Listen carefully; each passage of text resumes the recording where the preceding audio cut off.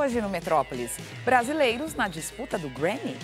Viva a bossa, sa, sa, viva a palhoça, sa, sa, sa, sa. Viva a bossa, sa, sa, viva a palhoça, sa, sa, sa, sa. Virada cultural. Sai do centro e vai para Interlagos? Nego drama, tenta ver e não vê nada. Não sei mais pela assim, hoje meio ofuscada. Sente o drama, o preço, a cobrança, o amor, no ódio, a insana vingança, nego drama. Ferreira Goulart, a obra, o legado e as passagens dele aqui pela cultura. Se dependesse dos poetas, não haveria nem parafuso no mundo, não é verdade? Não haveria, né? Então, imagina computador, avião, não haveria nada disso.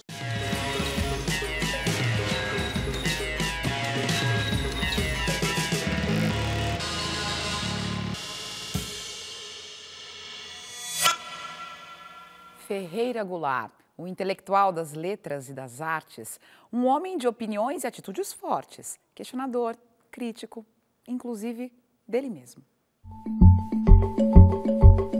No fundo, nós nascemos bicho, não é isso? Nós nascemos animal, claro, com a potencialidade de virar gente, e vamos virando gente, vamos nos inventando gente.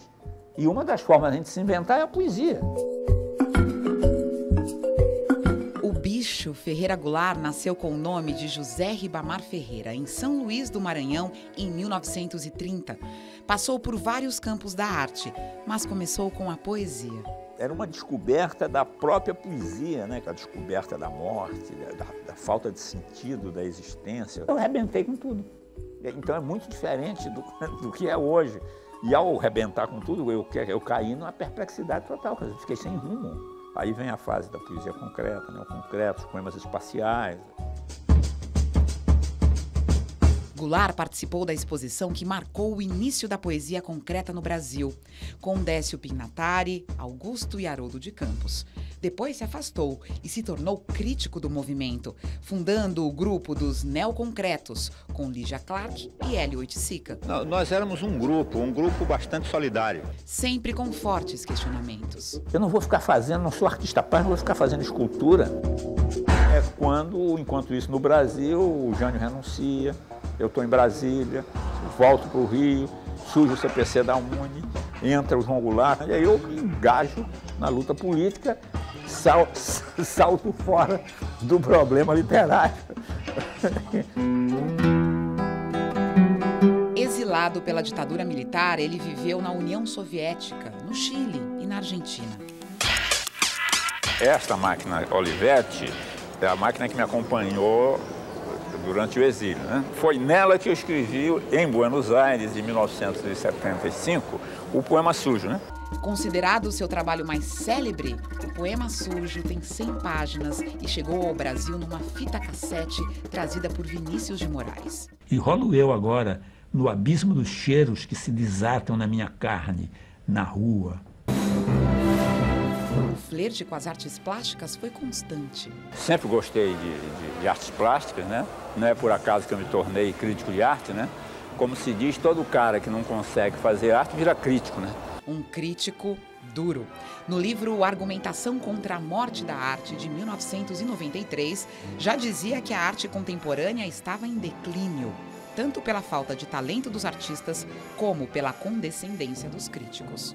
Fazer vanguarda subvencionado, os vanguardistas de antigamente morriam de fome. E isso era a prova de fogo de que, de fato, ele acreditava no que ele estava fazendo. Agora, hoje é o contrário. O cara que pega, junta 3 pedras e amarra com arame, esse é consagrado e levado para documenta de caça. Mesmo nunca se considerando um artista plástico, de fato, produziu muito. De desenhos, passou para as colagens e depois para uma transposição no metal. O último livro de poemas, Em Alguma Parte Alguma, foi lançado em 2010. Eu costumo dizer que a minha poesia nasce do espanto.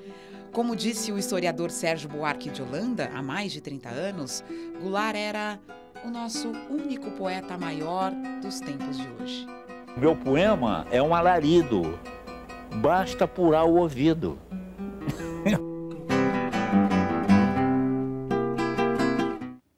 E para falar mais sobre a obra de Ferreira Goulart, a gente recebe aqui no estúdio o jornalista, crítico literário e nosso amigo, eu gosto mais dessa definição, Manuel da Costa Pinto. Boa noite, Manuel. Tudo bom, Didi? Tudo certo. Eu vou começar aqui a nossa conversa, na verdade, com um trecho de um poema que você mesmo chamou a atenção aqui da redação do Metrópolis. O poema se chama Coisas da Terra. E é para a gente começar a falar sobre a obra do Ferreira Goulart a partir das palavras dele, né? Coisas da Terra. Todas as coisas de que falo estão na cidade, entre o céu e a terra. São todas elas coisas perecíveis e eternas como o teu riso, a palavra solidária, minha mão aberta, ou este esquecido cheiro de cabelo que volta e acende sua flama inesperada no coração de maio. Todas as coisas de que falo são de carne como o verão e o salário. Isso é um trecho do poema, né? Que acho que é um poema muito interessante porque resume algumas obsessões do Goulart, né? Que são a perecibilidade, né? Assim, a corrosão da matéria do corpo, o corpo que se decompõe. Quer dizer, ele era um cara absolutamente angustiado com essa perspectiva da morte. Ele falava obsessivamente da morte, escrevia sobre a morte. E, ao mesmo tempo, conecta isso a cenas meio surrealistas, né? Esse verão que remete um pouco assim, esse sol calcinante do Maranhão, que vai aparecer, por exemplo, no poema Sujo. E também a questão do engajamento. Poderia falar assim, é o verão e o salário. Quer dizer, ele está entre esses dois momentos, entre essa natureza, essa danação natural do ser humano e também essa danação histórica, né? Do ser assalariado, da injustiça social, do trabalho, enfim. É um poeta muito complexo e talvez esse poema sintetize um pouco alguns elementos da poesia dele.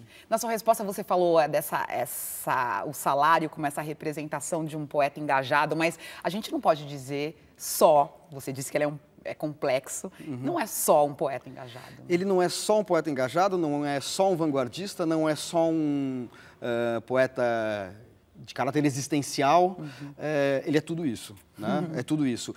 Com maior ênfase em cada aspecto dentro de cada período, né? A gente pode dizer que assim o Goulart percorreu um caminho às avessas, assim, né? Normalmente os poetas partem de uma poesia mais conservadora, mais subjetiva, mais lírica e depois vão adentrando, enveredando por um caminho mais ousado, experimental, de desconstrução da linguagem. Ele faz exatamente o caminho inverso. Né? Entendi. E essa marca que ele traz para a poesia brasileira, dessa trajetória, é uma marca única, na sua opinião? Ou outras pessoas seguem essa volta, esse outro olhar? Eu diria que é único, sim.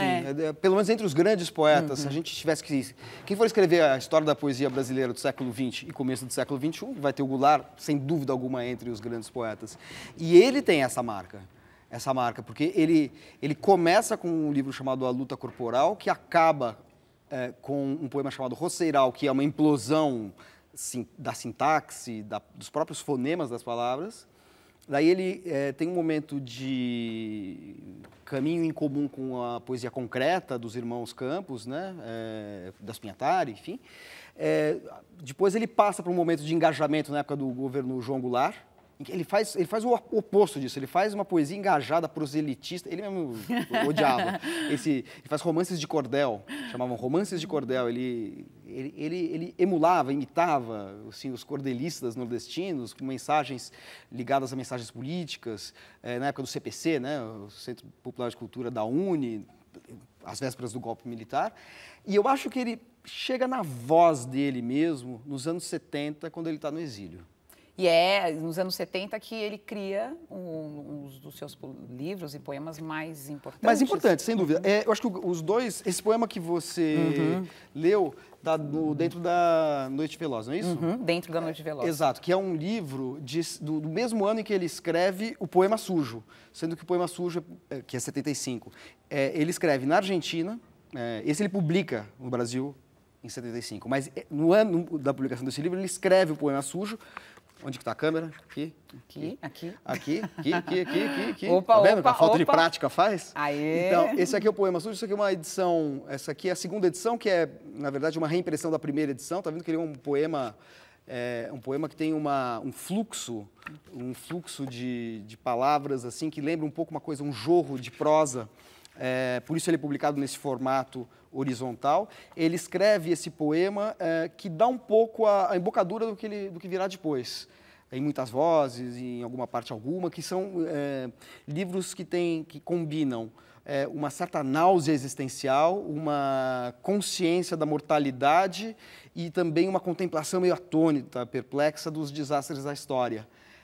Sem ser engajado, mas ao mesmo tempo sendo afetado existencialmente pela história. Isso é muito forte, isso vai marcar toda a obra dele, junto com um outro traço que eu acho que distingue muito o Ferreira Goulart, que é o ouvido que ele tem para o turbilhão, para o alarido da rua. Que ele falou justamente isso no VT aí. Exatamente, exatamente. Assim, as vozes entram em alarido nos poemas dele. Ele era um poeta que andava pelas ruas do Rio de Janeiro, escutava a voz das ruas e ouvia o eco das ruas também do Maranhão, onde ele nasceu. Ele juntava tudo, não era uma transposição, digamos assim, jornalística, documental da fala da rua, não, era uma apropriação, uma sensibilidade para esse alarido, para esse turbilhão de vozes que está na rua. E isso tem um sentido tanto histórico, quanto um sentido social, quanto um sentido existencial, no sentido do homem perdido na solidão, que é um tema essencialmente moderno, que está no Baudelaire, está no Edgar Allan Poe. Quer dizer, o homem despersonalizado, atônito, né, perdido nesse mundo de massacre do sujeito, da subjetividade, enfim. O intelectual, ele foi um intelectual que nunca fugiu de embates e sempre se colocou muito. Tanto no embate estético quanto no embate social. Quer dizer, ele teve um engajamento que fez com que ele fosse exilado e preso, né? Depois, quando ele volta do exílio, ele é preso. Circula por vários países comunistas, tem um engajamento comunista e depois revê as ideias. Ele costumava dizer que não era mais comunista, porque não existia mais comunismo, né? E daí ele revê um pouco as perspectivas éticas e a eficácia, aquilo que era necessário num mundo tal como ele é. Então, num certo sentido, é interessante uma conexão que a gente pode fazer. Assim como ele tem uma sensibilidade para o corpo que apodrece, ele ideologicamente também, ele abandona as grandes ideologias para ter uma certa fidelidade ao homem concreto. O poeta sensível às vozes da rua também tem, do ponto de vista ético e ideológico, uma fidelidade ao homem concreto, que não é o homem da ideologia, nem da ideologia de esquerda, nem da direita, que pensa num homem abstrato, ideal, etc. Então, ele passou a ser um pouco mais pragmático, no sentido assim, de que, olha, não existem mais utopias no mundo de hoje, então vamos fazer a coisa andar, funcionar. E ele se torna um crítico muito severo das esquerdas, foi um crítico severíssimo dos governos recentes que a gente teve no âmbito federal. E, às vezes, resvalando no campo da estética para uma crítica também, que a presença pública dele aí acabou comprometendo um pouco a imagem do intelectual, porque o homem que foi tão sensível às correntes de vanguarda dos anos 50 e 60 se tornou um pouco reacionário demais do ponto de vista da estética, muito reativo a certas inovações, com posturas que lembram um pouco as do Mário Vargas Llosa, considerar tudo que não entende, ou que é problemático, que ainda não foi devidamente compreendido no cenário da arte contemporânea, como uma empulhação, ou como uma fraude, ou como mistificação, sabe? Acho que como crítico de arte houve uma debilitação do pensamento do Goulart. Como poeta e como crítico da realidade social, ele continuou sempre muito vigoroso, muito forte até o momento da morte. Entendi. Eu tenho 30 segundos para falar de uma coisa muito importante. Sim. Os vencedores do Prêmio Oceanos é um prêmio importante de literatura. Exato. E que tem premiados não só em uma categoria, em várias categorias. Eu queria que você falasse esses premiados que foram anunciados agora há pouco. Foi agora há pouco, eu fui curador do Prêmio Oceanos junto com a Selma Caetano. O Prêmio Oceanos dá continuidade a um prêmio muito importante que é o Portugal Telecom, que deixou de ter esse nome porque a empresa Portugal Telecom se retirou do Brasil e hoje o prêmio conta com a parceria imprescindível do Itaú Cultural. Né? E foi entregue o prêmio agora há pouco no Auditório Ibirapuera. É um prêmio que concorrem livros de todas as categorias, mas o prêmio podem ganhar 4 de um gênero só, enfim, podem ganhar 4 romances, 4 livros de contos, 4 livros de poemas, e quem ganhou foi. Quem ganhou por favor, Manuel da Costa Pinto, vamos lá. Depois da introdução. Ganhou em 4º lugar um livro de contos, Maracanaço e Outras Histórias, do Arthur da Pieve. Vou fazer de baixo para cima. Claro, suspense. Em 3º lugar, o Livro das Semelhanças, da poeta mineira Ana Martins Marques. Em 2º lugar, A Resistência, do escritor brasileiro Julián Fuchs. Em 1º lugar, rufar de tambores, o escritor português José Luiz Peixoto com o romance Galveias. Ótimo. Muito obrigada pelas suas informações e obrigada por essa informação quentíssima. Primeiríssima mão. Não digo que ele é amigo do Metrópolis? Muito obrigada, Manuel. Obrigado, Diana. O assunto agora é música. Tem brasileiros na disputa do Grammy, o mais importante prêmio da indústria fonográfica americana. Essa dupla todo mundo conhece. Caetano Veloso e Gilberto Gil concorrem na categoria Álbum de World Music pelo álbum Dois Amigos, um século de música. E também temos representantes entre os melhores álbuns de jazz latino. O Trio da Paz, formado pelo violonista Romero Lubambo, o baixista Nilson Mata e o baterista Duduca da Fonseca, concorrem com o álbum 30, que celebra 3 décadas de parceria. O Grammy tem 84 categorias que premiam as melhores gravações, artistas e composições entre 1º de outubro do ano passado e 30 de setembro deste ano. A cerimônia será no dia 12 de fevereiro.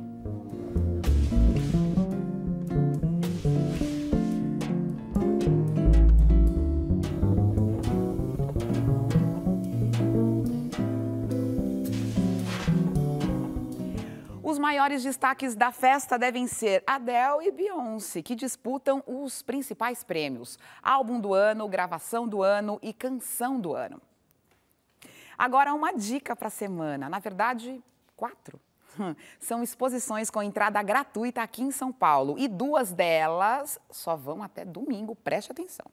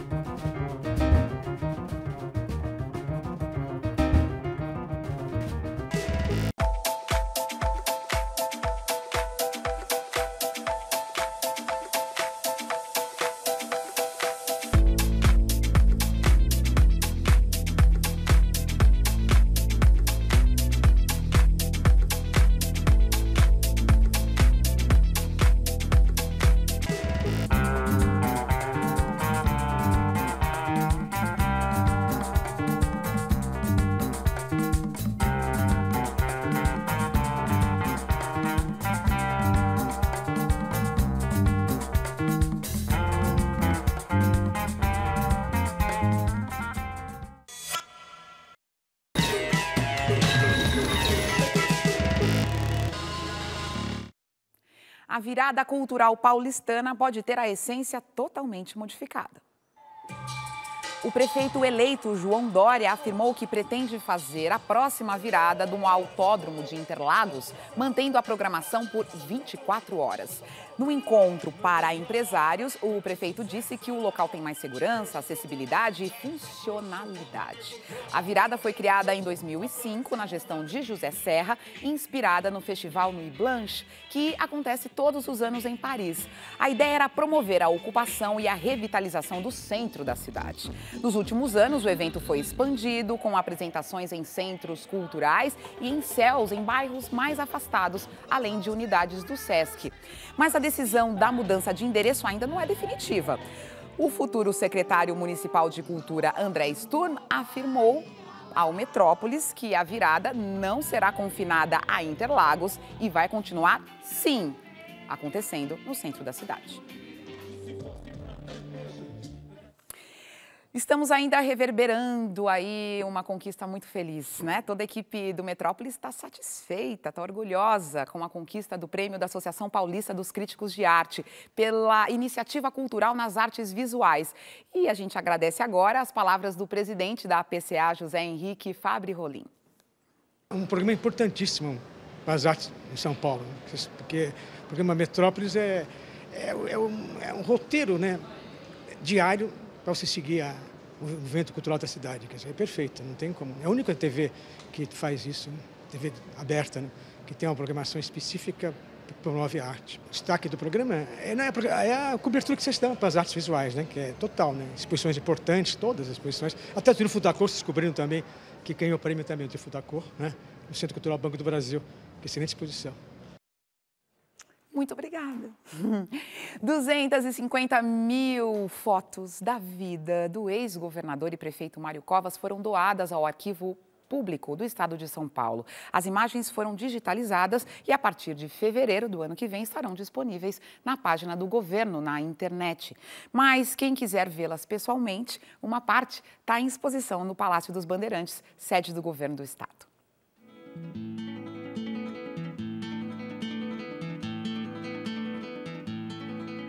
Esse projeto começou depois da morte, porque a morte dele é 2001. Olha, eu estou cumprindo uma das coisas que eu sempre falei. Político tem uma vida controversa do ponto de vista do que está acontecendo hoje, tá? O Covas era um cara muito transparente. Pra você ter ideia, a gente tinha fotógrafo permanentemente com ele, eu.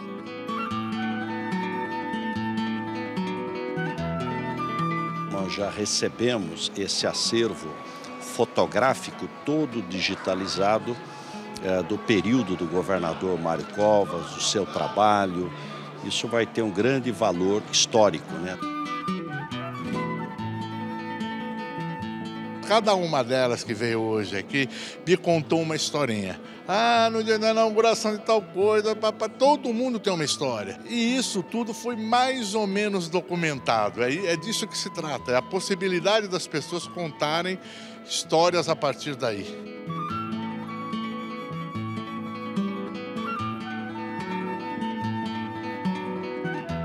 Em fevereiro, quando você for visitar o site do Arquivo do Estado, todas essas fotos vão estar disponibilizadas lá.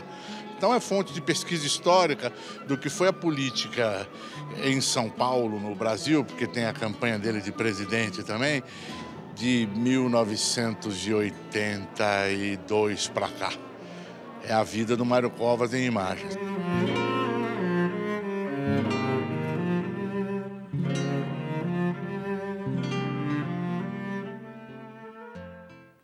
Mais uma paradinha aqui no Metrópolis. Antes, você que é do interior, fique ligado. Tem uma agenda bacana para vocês.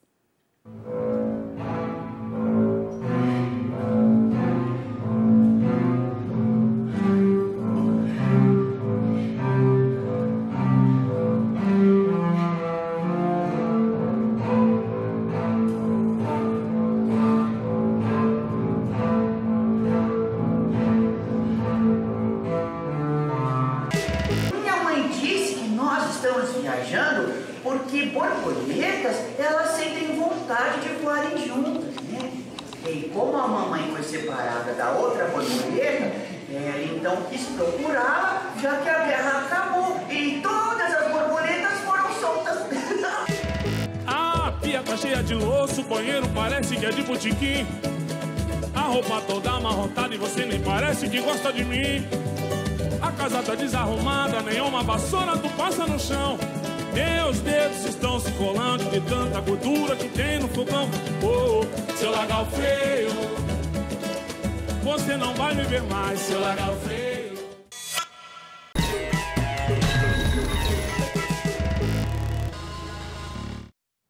Olha aí uma boa notícia, pelo menos a gente achou aqui na redação.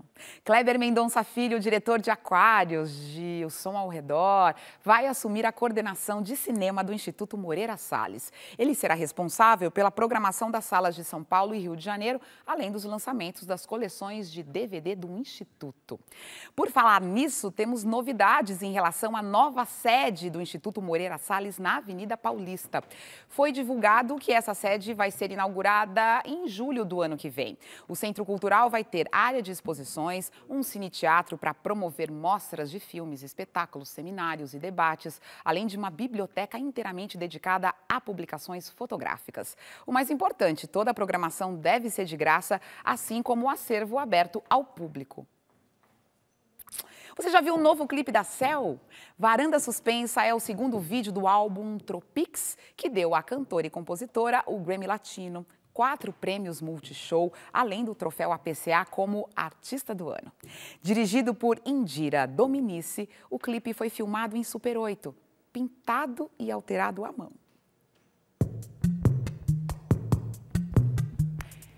É com ele que a gente encerra o Metrópolis de hoje. Um beijo, até mais.